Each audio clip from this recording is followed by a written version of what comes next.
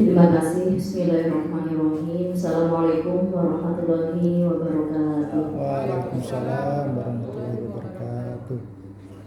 Ulang ya. Assalamualaikum warahmatullahi wabarakatuh. Waalaikumsalam warahmatullahi wabarakatuh. Alhamdulillah. Rabbi shrah li sadri wa yassir li amri wahlul 'uqdatam min lisani yafqahu qawli ya fattahu ya 'alim. Allahumma shalli 'ala sayyidina Muhammad wa 'ala ali Muhammad. Yang saya hormati Waalaikumsalam warahmatullahi wabarakatuh. Ustaz. Ketua Pokjawas Maluku Tengah, Ibu Amang, Pengawas Pembina di Jazirah Lehitu, Pak Ahmad Dari, Bapak Ibu Camat yang ada di Kecamatan Jazirah Lehitu, dan Bapak Ibu Guru ASN yang saya banggakan dan saya cintai. Alhamdulillah wa syukurillah pada pagi yang cerah ini kita bisa berkumpul bersilaturahmi di tempat yang dimuliakan oleh Allah SWT, karena tempat ini adalah tempat menerima ilmu siswa-siswi kita, tempat pengabdian Bapak Ibu Guru untuk mendidik mempersiapkan generasi Islami yang cerdas berakhlakul karimah. Jadi tempat ini adalah tempat mulia, tempat yang setiap hari dihadiri oleh malaikat-malaikat Allah, bukan hanya kita sendiri yang hadir di sini. Ya, begitupun halnya kinerja Bapak Ibu Guru pun disaksikan oleh malaikat-malaikat Allah. Dalam rangka pembinaan mungkin ya, yang tadi Ibu Ketua Pokjawas Maluku Tengah sampaikan, kemarin kebetulan kita sama-sama di kegiatan BIMTEK tim EDM BAT ke-3 Maluku Tengah di Nasepa. Nanti Bapak Ibu Guru Camat pun akan mendapat gilirannya tanggal 25 ya, BIMTEK tim inti madrasah EDM RKM, karena sistemnya semuanya online, EDM-nya online, baru kita bikin RKM-nya. Nah, jadi ketemu kemarin, kemudian Ibu Ahmad sampaikan, Ibu hari Senin kita ada kunjungan ke Jazirah Lehitu untuk pembinaan camat-camat dan guru-guru khususnya ASN. Pas saya hari ini kebetulan juga kosong jadwalnya, tadi pagi supervisi jam pertama aja di MTS Negeri Kebun Cingkek, madrasah binaan saya. Jadi sudah, mari kita sama-sama, saya pun ingin menengok ke kamar-kamar dan guru-guru ASN yang ada di sini yang mungkin jarang tersentuh ya. Nah, jadi manakala guru-gurunya nggak tahu bikin administrasinya seperti apa, dan tidak mengikuti perkembangan update-nya ya tentang administrasi ya. Nah, itu ya kita tidak bisa menyalahkan 100% terhadap guru dan camatnya, tetapi seharusnya sih sebagai seorang guru yang kreatif ya, karena zaman sudah canggih, kalau kita nggak bisa belajar langsung atau tidak bisa mendapatkan istilahnya ilmu langsung dari supervisor atau dari pengawas, kita bisa belajar melalui Google online, karena semuanya itu ada. Tinggal Bapak Ibu butuh apa, tinggal bicara saja langsung plug keluar ya, ilmunya ada. Yang penting kita mau membaca, mau belajar ya, karena dengan membaca dan belajar itu maka pengetahuan kita pun akan meningkat dan kinerja kita pun akan baik. Kita akan lebih bersemangat. Terkadang kita kurang semangat dan kita nggak paham, kita nggak tahu. Tapi kalau kita tahu, kita paham, maka kita akan semangat melaksanakan segala sesuatunya. Dan di sini mungkin yang akan saya tekankan adalah tentang, pertama adalah disiplin. Disiplin sebagai seorang ASN ya Bapak Ibu, baik disiplin waktu maupun disiplin kinerja. Disiplin waktu, bagaimana Bapak Ibu bisa hadir tepat waktu setiap hari ke madrasah. Guru piket sebelum siswa-siswi datang harus sudah ada di madrasah. Kepala madrasah sebelum guru piket datang harus ada di madrasah. Seharusnya seperti itu ya. Karena seorang pimpinan itu adalah leader, tauladan, jadi harus memberikan contoh. Nah, jadi sebelum guru-guru datang, kepala madrasah datang tempo di madrasah sampai guru piket sudah ada. Kalau guru piket sudah ada, mungkin kepala madrasah sudah agak tenang ya. Nanti tinggal kontrol sampai siswa ada, guru-guru yang lain semuanya ada. Nah, kemudian bagaimana kepala madrasah sebagai seorang supervisor, sebagai seorang leader bisa mengontrol segala sesuatunya, dari mulai apel anak-anak, mengontrol guru-guru di kelas jam pertama ada casing, Yang kosong panggil guru piketnya, itu kelas yang kosong itu siapa jamnya? Ya, bukan tugas kepala madrasah kasih apel anak-anak. Tapi yang tugas kasih apel anak-anak itu adalah guru piket. Kepala sekolah cukup mengontrol guru piketnya aja. Ya, jadi kita berdayakan seluruh SDM yang ada di madrasah. Karena kalau di sini SMTS Al-Irsyad ada 7 guru ASN, ya, seharusnya PBM-nya bisa berjalan maksimal. Karena ASN ada 7 orang di madrasah yang swasta, itu sesuatu yang luar biasa. Ya, kalau di madrasah yang lainnya tuh ada yang nggak ada sama sekali ASN-nya, guru honor semuanya. Kalau guru honor, ya, iya, ada MA apa Asifa dengan MA Al-Muluk, Telaga Kodok juga nggak ada guru ASN-nya. Maka Bapak harus bersyukur di sini ada ASN 7 orang tuh harusnya madrasahnya bagus, prosesnya bagus dan bisa berprestasi, ya. Nah, itu harusnya. Tinggal bagaimana Bapak bisa mengakomodir, bisa memanfaatkan SDM dari 7 orang itu, ya. Jadi pertama tadi disiplin waktu, datang tepat waktu, pulang pun tepat waktu, masuk di kelas pun tepat waktu. Jangan datang ke sekolah tepat waktu, tapi pada saat masuk di kelas malas-malas, sama dengan 0. Mendingan datangnya telat, tapi pada saat ada di kelas tidak pernah kosong. Karena Bapak Ibu, kalau kelas kosong itu sama halnya dengan kita menzolimi siswa-siswi kita. Kenapa? Karena kita tidak memberikan hak ilmu kepada siswa-siswi kita. Sementara kita sebagai seorang guru menerima gaji setiap bulan dari pemerintah dengan kewajiban mentransfer, mendidik siswa-siswi kita di mana kita ditempatkan di situ. Ya. Jadi ini pun nanti akan ada keterkaitan. Ya. Oleh karenanya yang harus ditekankan itu adalah bagaimana supaya proses di kelas itu tidak pernah kosong. Jam belajar, mulai belajar, sampai jam pulang ya pulang. Jangan karena gurunya kosong, ada yang jam terakhir belum jam pulang pada bubar semuanya. Di sini ada lagi tuh seperti itu, ada kasih? Saya ada, ya, insya Allah saya ada. Nah, karena apa? Nanti disiplin siswa pun dididik mulai dari situ. Kalau siswa sering kelasnya kosong, akan membuat semangat siswa menurun, sehingga motivasinya pun akan rendah siswa karena nggak biasa untuk disiplin. Tapi beda halnya dengan disiplin terus ditingkatkan, terus dibudayakan di madrasah. Siswa-siswa kita kan semangat 45 terus datang ke sekolah. Kenapa? Karena kelasnya nggak pernah kosong. Ibu guru, bapak gurunya mengajar pun dengan model-model pembelajaran yang menyenangkan, membuat mereka bahagia, membuat mereka gembira. Nah, itu pun berpengaruh, ya. Dan untuk membuat pembelajaran yang menyenangkan itu nggak butuh modal. Jangan bilang ibu di sini kita nggak punya ini, kita nggak punya itu, kita nggak punya fasilitas dan sarananya. Tidak menjadikan alasan, tidak menjadikan hambatan, tapi jadikan itu sebuah tantangan. Beta pun sekolah nggak ada apa-apa. Gimana beta siswa ini supaya belajarnya senang? Banyak sumber daya alam yang ada di sekitar madrasah ini bisa dimanfaatkan untuk proses pembelajaran, banyak sekali, ya. Tapi terkadang guru-guru kurang perhatikan hal itu. Kayak contoh pembelajaran tentang literasi bahasa Indonesia, ya, tentang teks deskripsi aja contohnya, ya, tentang alam sekitar contoh. Ajak aja siswa ke kebun atau ke tempat wisata ada, ya. Banyak. Ya, isinya kan tempat wisata. Ajak ke sana, suruh lihat kelamati alam wisata itu, kasih waktu 10 menit atau 12 menit, silakan kalian amati, cermati yang ada di lingkungan sini, ya. Nah, sudah semuanya ada.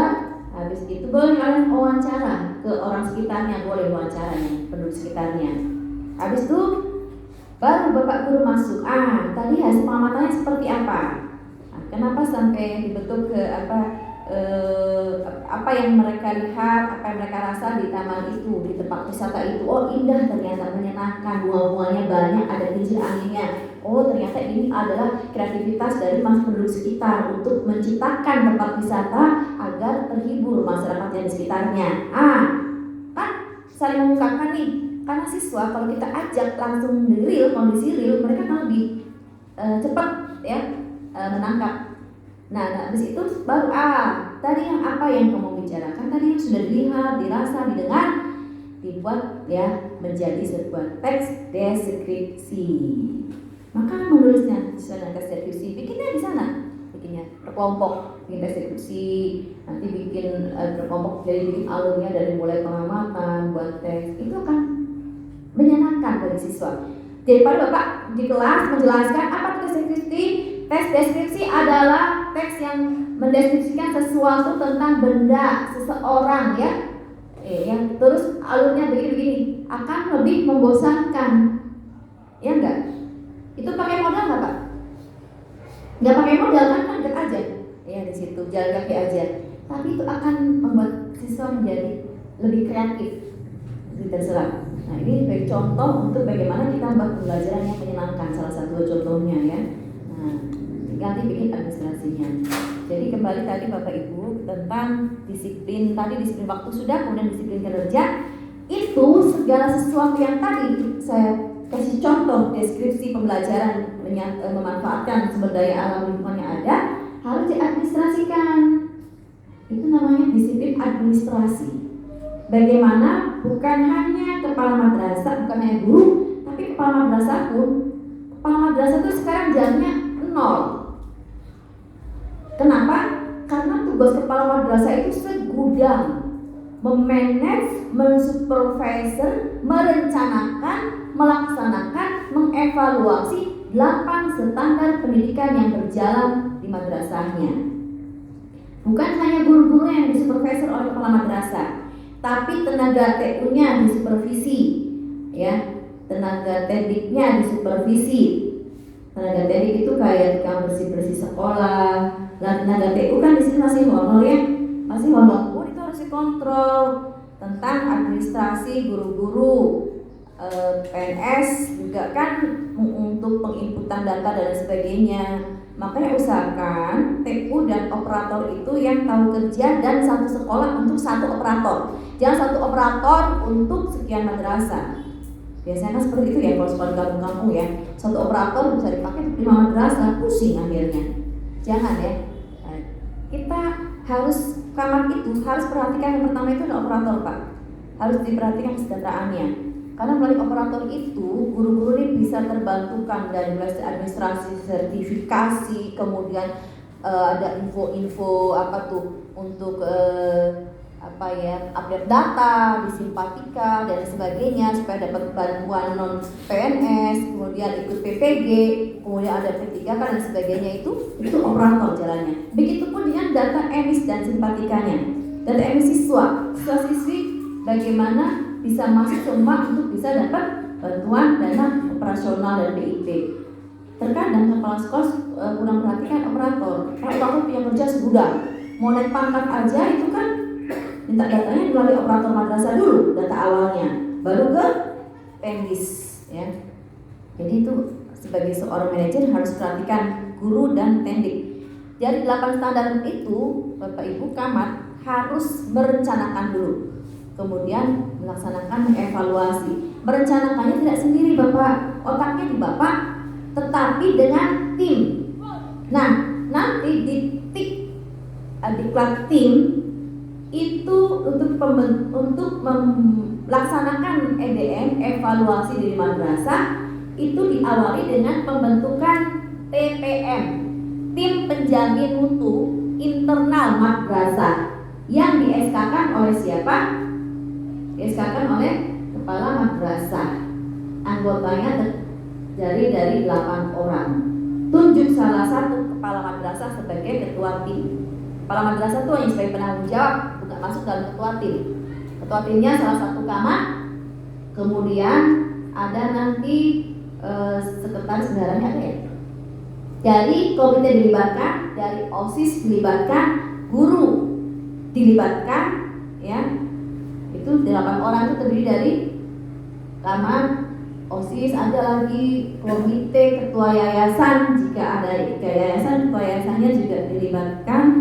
Nah, nanti dari 8 orang itu bekerja untuk mengevaluasi kinerja program madrasah 1 tahun yang sudah berjalan. Dilaksanakan biasanya di akhir tahun, antara Oktober sampai Desember awal. Nanti setelah EDM dibuat, maka bikinlah program kerja untuk tahun depan berdasarkan analisis hasil EDM tadi. Jadi program kerja yang sudah berjalan 1 tahun ini, apa yang sudah berjalan, apa yang belum, ya, akan menjadi catatan untuk penyusunan program kerja tahun berikutnya. Kemudian baru masuk di RKM-nya. Kita mau bikin pengembangan kompetensi guru nih, kita mau bikin workshop pengembangan perangkat pembelajaran guru IKM, ya, atau kita mau bikin BIMTEK IKM untuk guru-guru. Kasih masuk nanti di RKM yang kebutuhan dananya berapa. Ada kode-kodenya, ada nanti. Nanti itu di BIMTEK tim yang nanti tahun 28 ya, BIMTEK Luring. Kemarin kan daringnya sudah ya, Kak udah dapet ilmu yang daring ya. Ilmu daringnya gimana, sudah paham belum? Sedikit. Ya memang kalau daring itu agak-agak ini ya, apalagi belajar mandiri. Bisa-bisa videonya cuma disetel doang, orangnya ke dapur memasak gitu kan. Iya enggak? Orangnya sambil kerja yang lain, videonya di-setel aja. Yang penting videonya setel sampai selesai, ganti lagi video yang lain kan. Jadi nanti luringnya itu tanggal 25 ya, luringnya. Nanti makanya Pak harus betul-betul pahami ilmunya.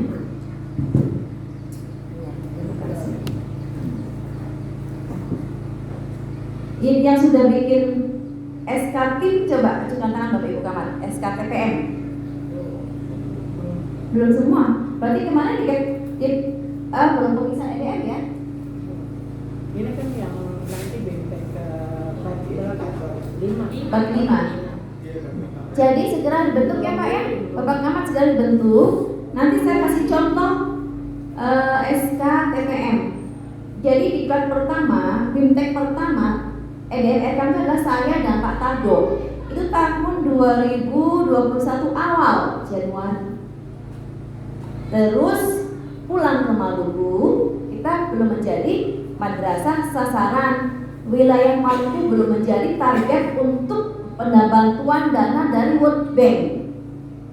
Jadi 1 tahun itu kita nganggur, tapi alhamdulillah saya sudah sosialisasi pada saat tahun 2021 itu di Maluku Tengah via Zoom ya, karena itu masih Covid.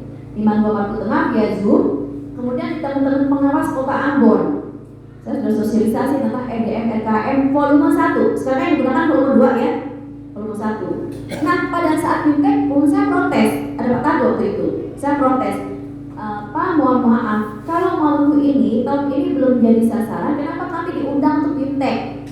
Saya bilang begitu. Ya nggak apa-apa Bu, nanti Ibu sosialisasi saja dulu secara manual, karena seperti itu udah. Dan saat itu saya masuk ke bidang, waktu bidangnya masih Pak Haji Yasir, Pak Kabak. Saya sampaikan Pak, ini saya pulang BIMTEK ini nanti tugasnya sosialisasi. Tapi dari kami waktu itu belum sempat memfasilitasi saya untuk sosialisasi secara keseluruhan. Jadi saya ingin inisiatif sendiri aja, madrasah yang mau mana ya saya kasih ilmunya begitu. Nah, sampai kemudian tahun 2022 ya, itu sudah berubah lagi volume 2. Jadi ilmu yang saya dapatkan itu kan enggak dimanfaatkan ya.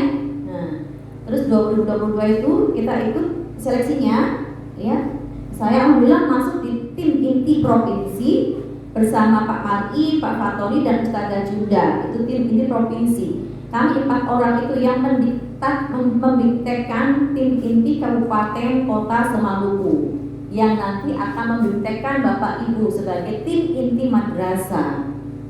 Sehingga Maluku ini tertinggal 3 tahun bantuan World Bank itu. Kenapa sih Ibu kok kita dianaktirikan ya?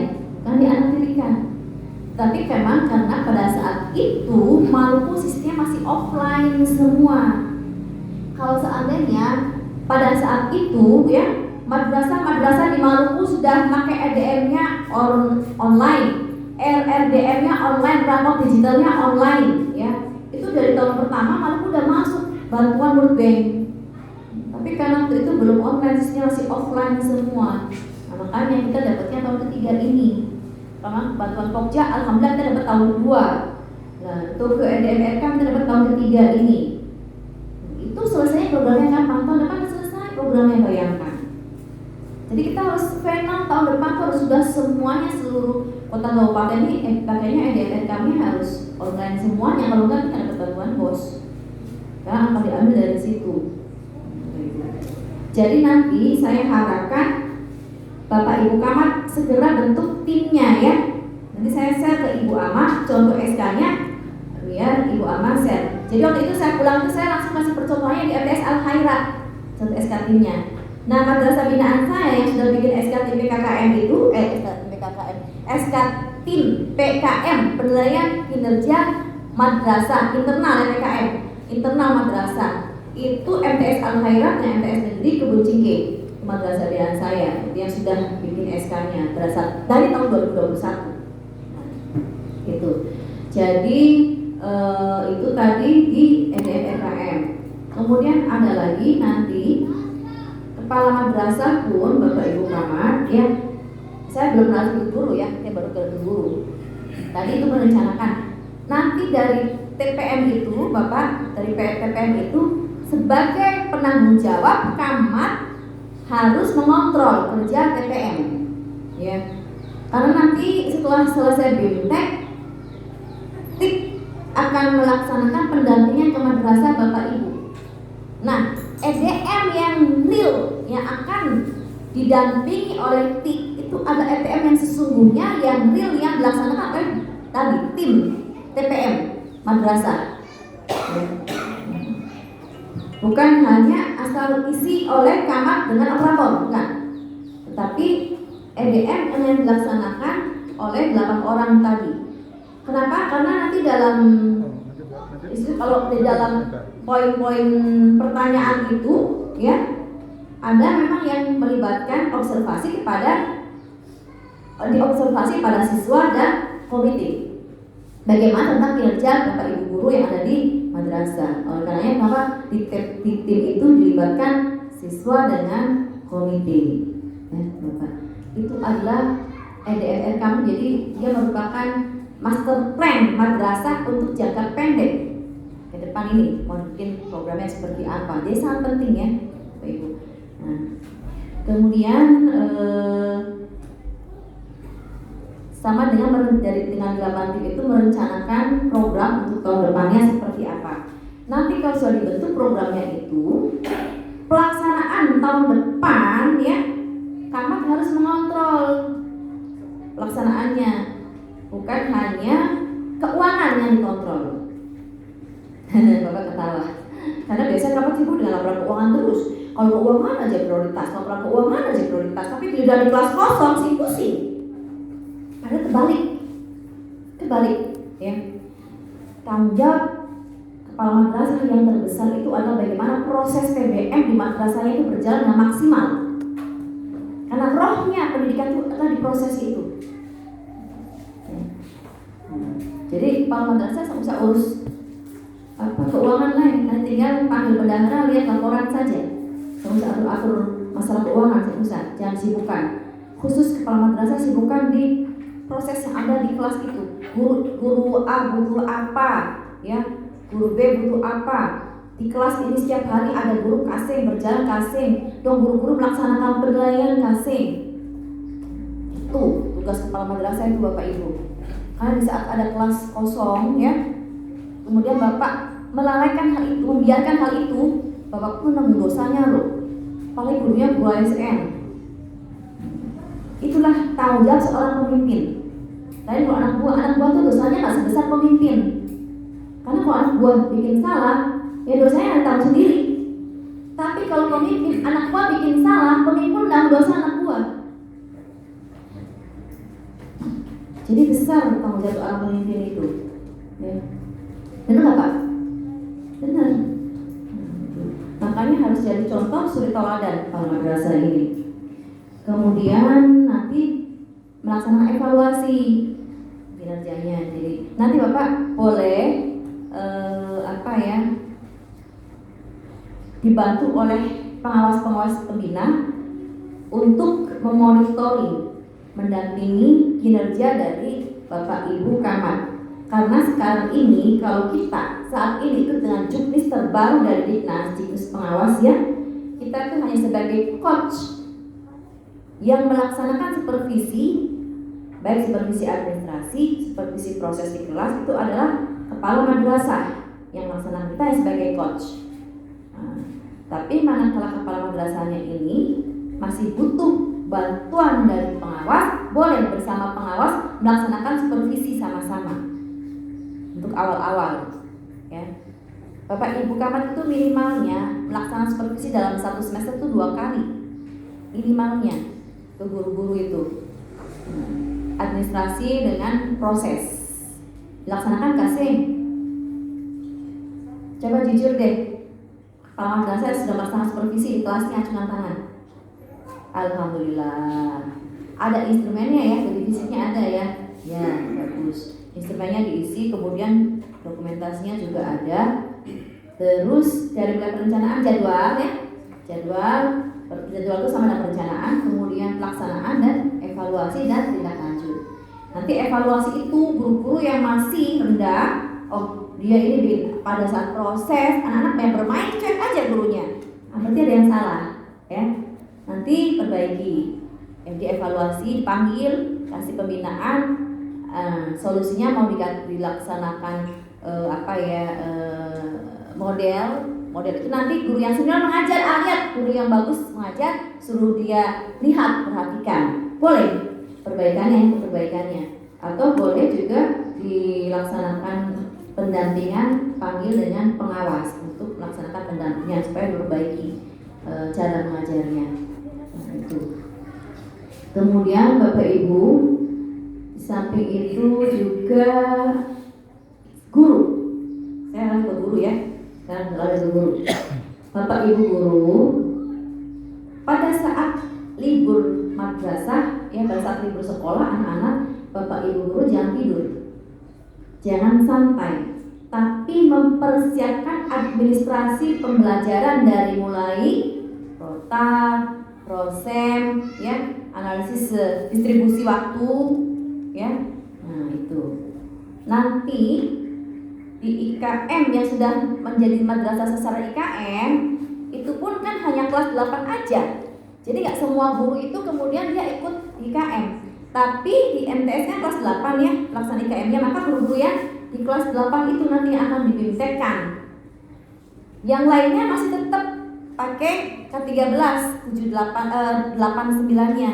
Nah, ini tahun depan baru 78, kelas 9 saja yang pakai K13, sampai tahun depannya lagi baru semuanya K13 IKM. Jadi pelaksanaan IKM tahun depan ini, ya ini yang sudah menjadi madrasah sesar, ada kasih coba IKM. Belum ada ya? Oh belum ada ya. Sekolah negeri semua. Ini sekolah negeri semuanya. Jadi gini aja, biar kita nggak terlambat, ya. Kan berarti Bapak Ibu kan masih K13 nih, karena kan nggak masuk madrasah sesarnya masih belum bisa menggunakan IKM. Tapi nanti bikin prosesnya, Bapak Ibu guru nih bikin perangkatnya itu sudah mengarah ke sana, bikin modul, ya. Nanti sudah mengarah ke IKM dia pada saat pelaksanaan itu tidak kaget, ya, nggak terlambat. Terus nanti kalau IKM itu dirubah dari KTSP menjadi KOM. Ya, KOM itu adalah kurikulum operasional madrasah. Kalau sekolah untuk KSOP, kurikulum operasional satuan pendidikan. Cara membuatnya itu dimulai dari analisis karakteristik madrasah, habis itu visi misi dan tujuan madrasah. Jadi analisis karakteristik madrasah itu dilihat lokasi geografis madrasahnya seperti apa, sosial budaya madrasah di sekitar itu seperti apa, itu kasih masuk di situ. Nanti kalau udah masuk ya, kalau udah tahun depan berarti nanti tahun depan kalau ada pembukaan lagi untuk IKM daftar semuanya, ya Bapak Ibu, ya tahun ajaran baru 2024 ya, 2024 itu bisa Bapak Ibu melaksanakan IKM secara keseluruhan. Dan sebetulnya IKM itu nggak pusing. Kayak tadi Pak Ahmad Bari sampaikan itu lebih lebih simpel dan lebih memudahkan guru dan siswa untuk belajar. Nanti untuk guru-gurunya nanti terapkan pembelajaran diferensiasi dan kolaborasi di IKM nanti ya guru-gurunya, biar pada saat pelaksanaan IKM nggak kaget, karena inti dari IKM adalah guru-guru mampu melaksanakan pembelajaran diferensiasi dan kolaborasi. Apa itu diferensiasi? Sekarang ini target itu bukan ketuntasan belajar, bukan peringkat ranking untuk siswa, tapi ketuntasan belajar dan ketercapaian yang bisa dicapai oleh siswa. Jadi dalam satu kelas, misal ketercapaiannya si A itu udah di level A, si B di level B, si C di level C. Bapak Ibu melaksanakan pembelajarannya sesuai dengan punya level. Bapak Ibu di kelas tidak bisa memberikan soal assessment kepada siswa sama semuanya, tidak bisa. Tapi disesuaikan dengan kondisi intake siswa. Jadi ulangan harian pun sekarang harus beda, Bu. Misal si A ini masih rendah, maka kasih soal yang mudah pada saat PH, penilaian harian. Nah, siswa yang sudah mahir, yang sudah bagus, di soal yang HOS, High Thinking of Skill ya.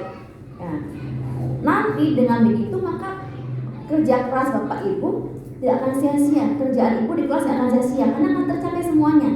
Tapi kalau yang siswa masih rendah, Bapak Ibu kasih soal yang HOS, itu sia-sia bazir.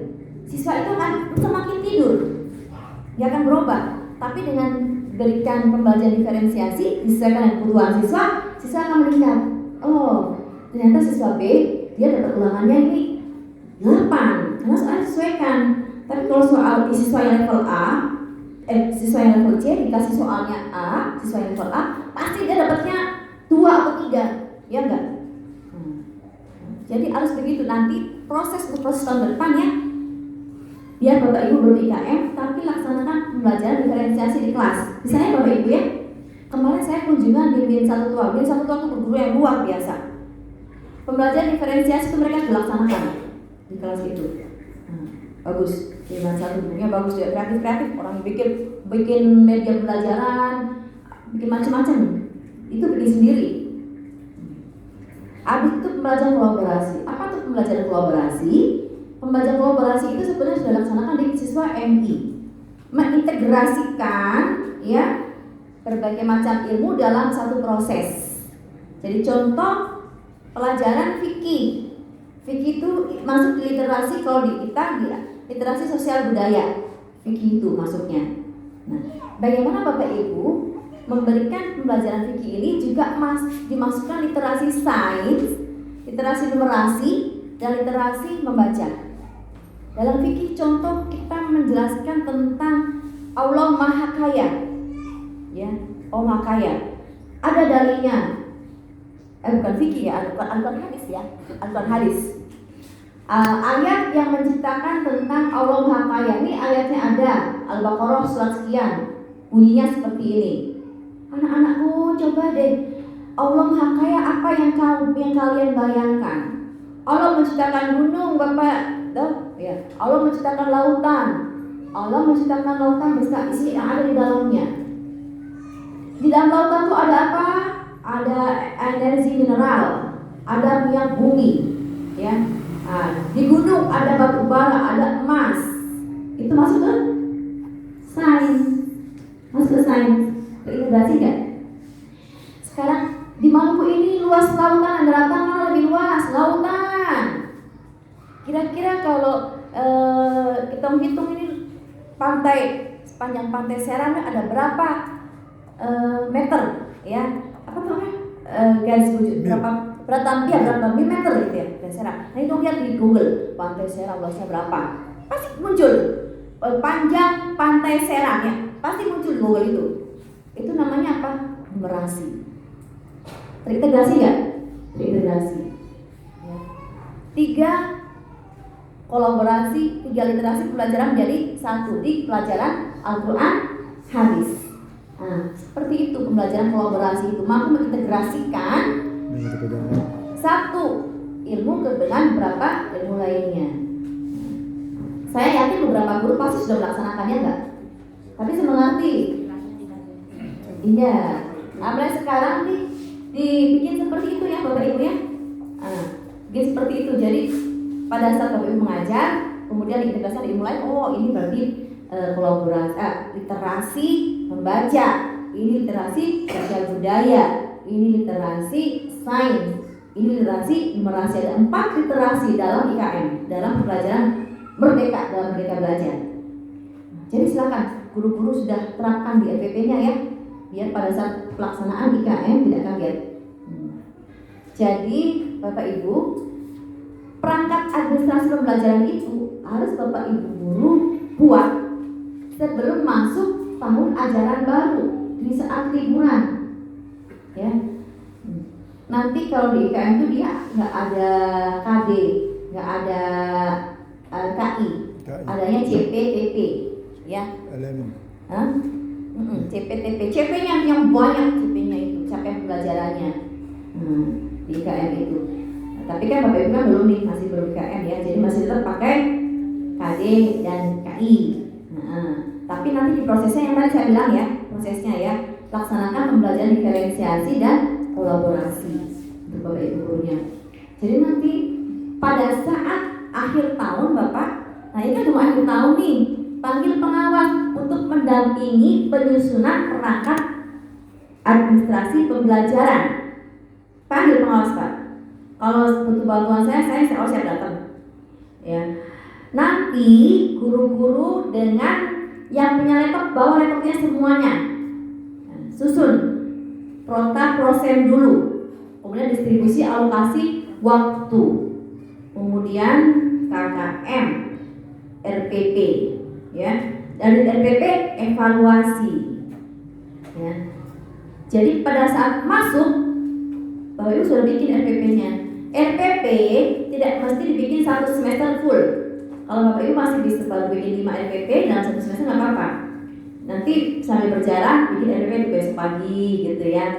Yang jelas sebelum Bapak Ibu masuk di kelas, sebelum mulai proses PBM di awal tahun pelajaran, hal-hal yang tadi itu sudah selesai.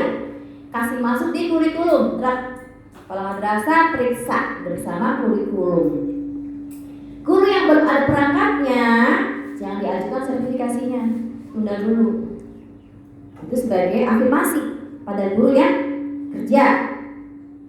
Ya, atau nanti guru yang sudah lengkap perangkatnya, Bapak berikan apresiasi hadiah, ya, karena sebagai motivasi ke yang lain nanti. Biasanya tiap tahun begitu Bapak? Belum ya? Nah, laksanakan Pak, karena beda guru yang sudah siap dengan alat tempur perangkat yang masuk di kelas dengan guru yang belum siap. Kalau guru yang sudah siap itu nanti akan belajarnya akan menyenangkan. Kenapa? Karena dia sudah kuasai, dia sudah punya perencanaan, dia sudah tahu tujuan pembelajaran saya hari ini seperti apa. Jadi prosesnya akan berjalan dengan maksimal di dalam kelas. Tapi kalau guru yang belum siap, bingung nanti di kelas. Ya. Satu lagi, guru masuk di kelas itu jangan lupa bawa instrumen penilaian. 3 ranah ada dalam instrumen itu: kognitif, afektif, dan psikomotorik. Sehingga pada saat siswa mengerjakan tugas, kan biasanya kan dalam prosesnya ada siswa mengerjakan tugas tuh, amati siswa yang mengerjakan tugasnya dengan baik, ya. Ada kan yang bermain kan, pasti kan siswa ada yang tidur, ada yang bercerita dengan temannya. Amati yang baik, berarti nilai afektifnya bagus, sikapnya bagus. Yang bermain dengan perhatikan, dekati, kasih teguran, kasih nasihat, ya. Terus kognitif itu dari sikap ya, penilaian sikap. Itu langsung Pak, langsung diisi di instrumennya itu langsung. Kan ada penilaian sikap, kognitif ada. Kognitifnya dari siswa mengerjakan tugas tadi kan suruh maju nih.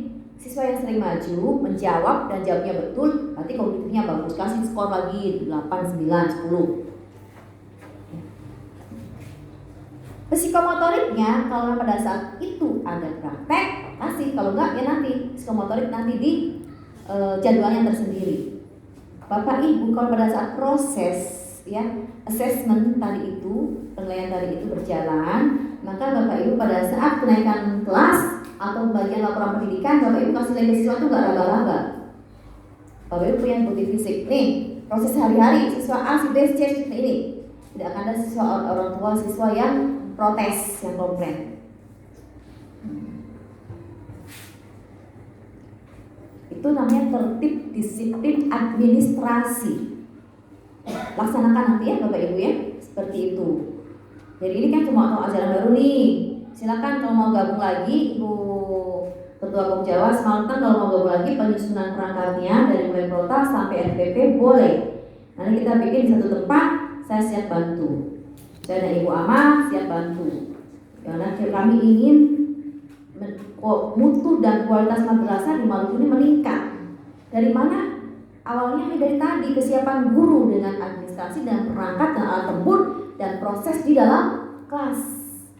Ya, itu intinya, bukan yang lain. Kemudian, nah sekarang mungkin kami pun ingin menanyakan apa sih yang dibutuhkan oleh Bapak Ibu Camat dan guru-guru di sini? Yang ibu kami ada di sini. Apa yang dibutuhkan? Yang dari tadi saya sudah sampaikan nih. Oh iya Ibu, kita masalahnya pada dan kita belum dapat ilmunya, terus dan lain sebagainya. Boleh ya, nanti dari ini sharing apa pendapat saja ya.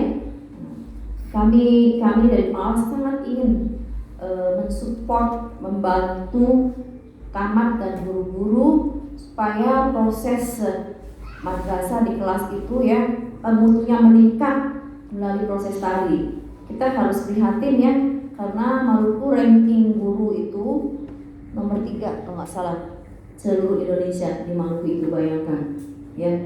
Iya. Alhamdulillah 1 tahun terakhir ini ada guru-guru madrasah yang berprestasi menonjol sampai internasional, jurnalnya sampai internasional diterima. Pak Nasir Usemahu, guru MTS Negeri 2 Maluku Tengah. Saya acung jempol pada Pak Nasir itu.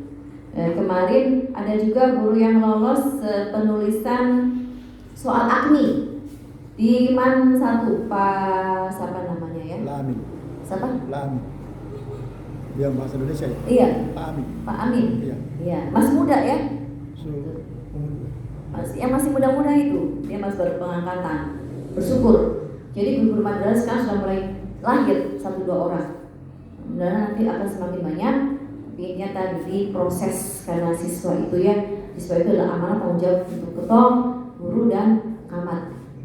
Mungkin itu ya dari saya. Selanjutnya kita share ide aja, kira-kira Bapak Ibu guru, baik kepala madrasah maupun Bapak Ibu guru, apa yang dibutuhkan agar bisa meningkatkan proses belajar di kelasnya. Ya, mungkin itu ya Bapak Ibu camat dan Bapak Ibu guru yang bisa sampaikan. Semoga bermanfaat. Kurang lebihnya saya mohon maaf.